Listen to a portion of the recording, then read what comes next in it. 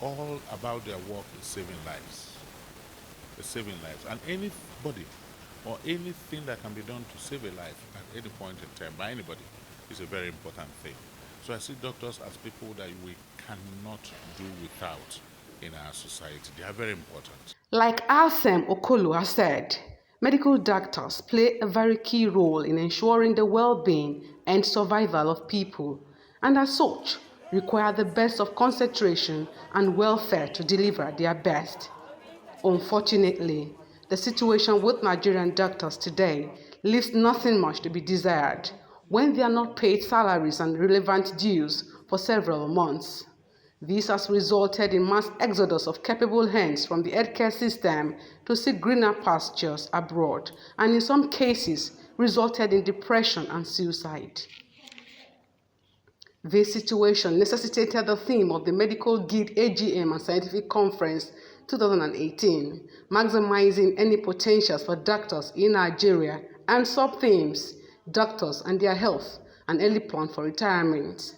The conference began with a press briefing on the 3rd of December 2018 in Lagos. One of the reasons why doctors leave the country has to do with, their working environment, has to do with employment opportunities, also has to do with ability to pick up more skills and to be able to use those skills to impact, the lives of patients. But of course, remuneration has to play a major part in that. And what we've seen is most doctors are poorly paid, whether they're in public sector or whether they're in the private sector. And we've decided that are there other skills that doctors have where they could use that to maximize their earning potentials, and probably that will also help to stem the tide. For example, you could have a doctor that has a special skill, maybe surgically, and that skill is needed in certain areas, but he may not even know the best ways to harness that skill to be able to earn maximum potential. Even doctors could have other skills, public speaking, different other things like other professions are doing, and that would also help doctors to be able to earn more money and to be able to stay back in Nigeria, invest that money and be able to use that money to probably improve the healthcare indices of the country. This is very essential because if doctors are happy, then patients too will be happy. If they increase the remuneration, if they increase the welfare package of doctors, if they have, if the government provides good environments for work, people will stay back and do this work. The opening ceremony at the Lagos Chamber of Commerce and Industry Complex, Ikeja, had key stakeholders in the health sector in attendance.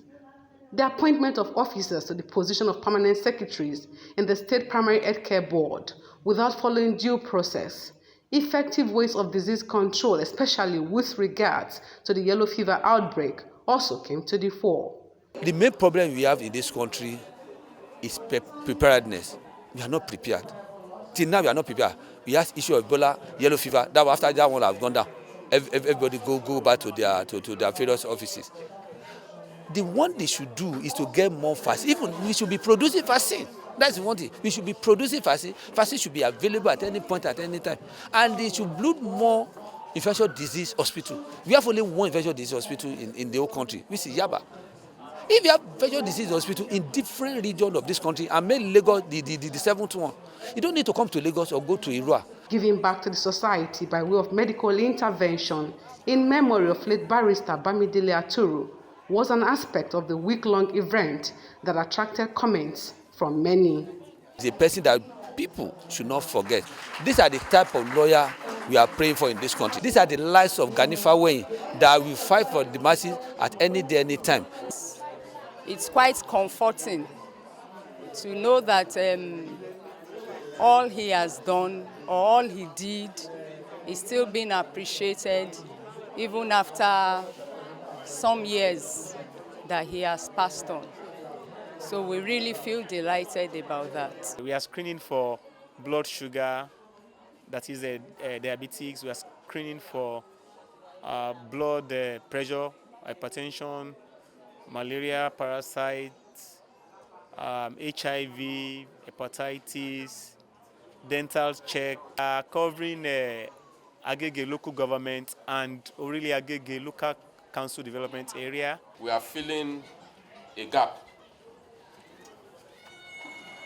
We should ask ourselves, how did that gap arise? But daily, I receive so many things on the social media somebody is ill, he needs to, do some, take some medical treatment or whatever, and then we begin to beg for money. But today, our politicians, when they speak to us, they will not address us about what is the medical need of our people in this state. How well are we meeting those needs?